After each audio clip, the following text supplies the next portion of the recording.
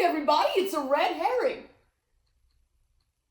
What's up, everybody? I am R.L. Hardy, and you are watching Whiskey Tango Alpha Foxtrot. Well, they tried to distract us with promises about coke. And then he tried to distract us with a threat to the commanders with exclusion from DC if they refused to change their name back to a racist fucking slur. Then they tried to appease us by releasing some of the files, because apparently when literally all of us are yelling, release the Epstein files, they went, oh, you want the MLK files? Well, here you go. And when none of that was working, they dug out some old tried and true tactics, like Benghazi, Sleepy Joe, Hunter Biden's laptop. And when those also failed them, they resorted to the golden classic, look, black man, scary black man, tan suit, treason, ah! And for what? To keep us all from talking about the Epstein files. Adolf Hitler actually posted an AI-generated video depicting former President Barack Obama being thrown to the floor and arrested while he just looks on and smiles. Pretty rich, coming from the guy who not only stole boxes and boxes of top-secret documents and refused to give them back even upon request, and then denied that he even had them, and then once he was found out to be lying, he refused to give them back. Even after he said that he would give them back, he still kept some back, and they still had to go find others that he didn't even admit to having after he already gave back the other ones he said he wasn't going to give back to begin with. It's also pretty rich, coming from the guy who is such an egomaniac that not only could he not enjoy his own fucking roast, but he actually sent his own brain-dead minions to attack our nation's capital, all because he couldn't just take the L and move on with his life. But nah, he's got to make his inadequacy everyone else's problem. Sir Lizelot claims that Obama cheated in the 2020 election.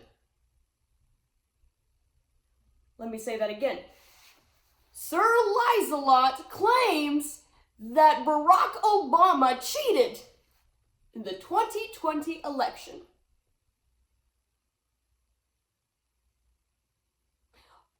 Obama did not run in the 2020 election. In the 2020 election, President Obama was no longer eligible to run for office because he had already served 2 terms, and, you know, according to our Constitution, a president cannot serve more than 2 terms.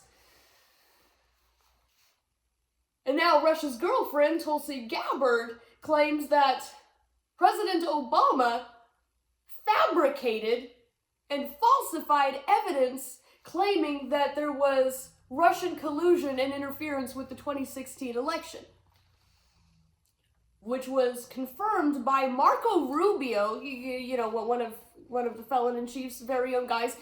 Marco Rubio confirmed that there was indeed Russian collusion and interference with the 2016 election.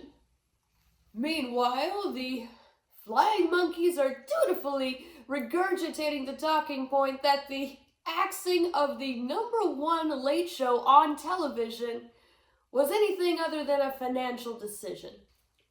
Really?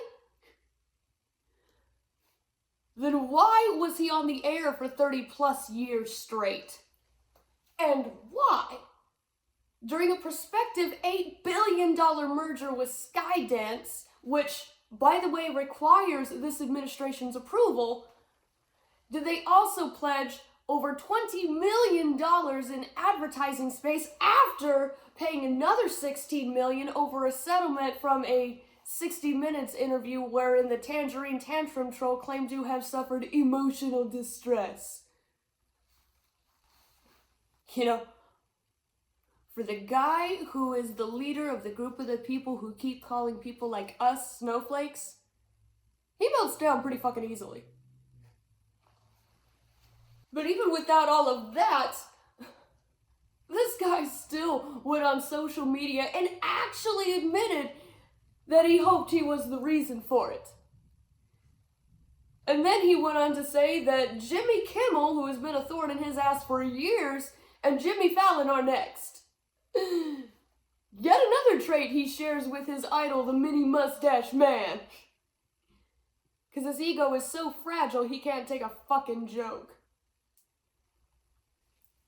Meanwhile, the lies and made-up figures continue to flow freely from the felon-in-chief's mouth. We're not going to bring prescription drug prices down 50% or 60% or even 80%. We're going to bring down 500%, 600%, 1,000%, which is not how percentages work. Okay, listen, even if they were to bring down prescription drug prices 50%, that means cutting them in half from what they are right now. Cutting it by 1,000% would mean that we would get paid many times over for our prescription drugs. This guy actually said that gas prices are below $2 in 5 states, when in fact, gas prices are below $2 in exactly 0 states. And if confronted with call-outs with any of these, about any of this bullshit, he actually instructed his MAGA legislators to just shout Obama at them until they start talking about something else. Like, this was his actual instruction to them. Just start saying Obama and say Obama did this and that and until they talk about something else. And if they continue to insist on asking about the Epstein files, just call them weak, pathetic losers.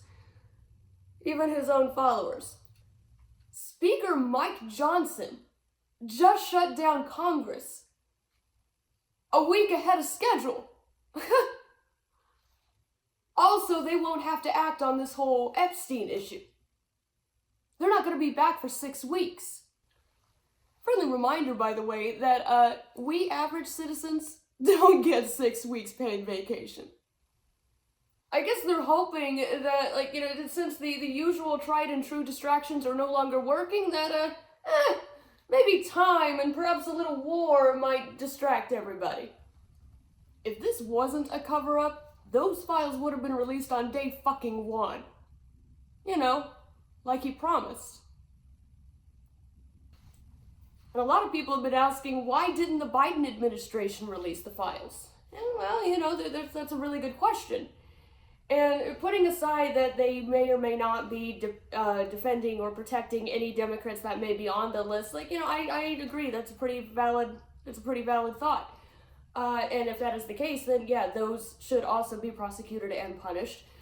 But putting aside all of that, it seems like they were actually trying to practice the rule of law during that administration, and so they left it up to the Department of Justice, as it should have been. Unfortunately for us, Merrick Garland dragged his feet on all of the investigations. I guess he was trying to play both sides against the middle and hopefully gain favor with whoever was coming into the White House next, only to be tossed aside anyways. So rule of law doesn't mean dick anymore. Vital public programs are being gutted. Vulnerable people are losing their life-saving government assistance. We can't afford to pay teachers, but we can continue to fund a war effort and continue to pay people over 6 figures plus a $50,000 sign-on bonus to be part of a secret military police that can, with impunity, kidnap people off the streets and detain them without due process. Meanwhile, we, the taxpayers, continue to foot the bill for luxury vacations and aircrafts, and meanwhile, we get nothing. What are we paying taxes for?